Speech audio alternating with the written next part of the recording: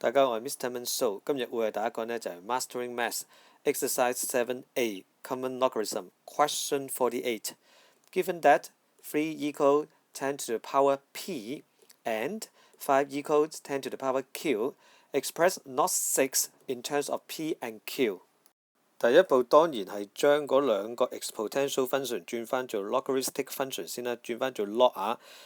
如果你唔記得嘅話，我哋用翻個高登 example 啊，18咧就會等於10嘅2次 ，OK？ 咁我哋就話啦，嗰個指數底咧就去翻個 log 底度 ，log 咧就係揾指數，咁所以咧 log 底18咧就會等於2，從而去推斷翻嗰個 log 嘅 definition，y 等於 a 嘅 x 次，咁啊 log 底 ay 咪等於 x 咯 ，OK？ 3咧就等於10嘅 p 次，咁 log 底13就等於 p， 而 log 底15就會等於 Q， 有乜作數啊？喂，大佬一睇到個 log 6啊，咪即係 log 3乘2咯，你咪拆翻隻 log 3出嚟先咯。點解？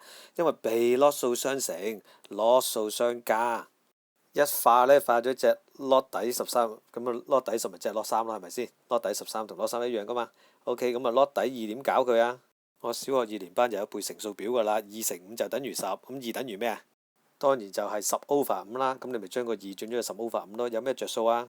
咪被 log 數除數，咁咪兩個 log 數做減數咯，咁我咪有log 10 over 5拆咗做 log 10減 log 5咯，一出到 log 5又發達啦 ，log 5咪等於 Q 咯，係咪？咁啊最後答案咧就係 P 減 Q 加1，OK， 咁好多謝大家啦，拜拜。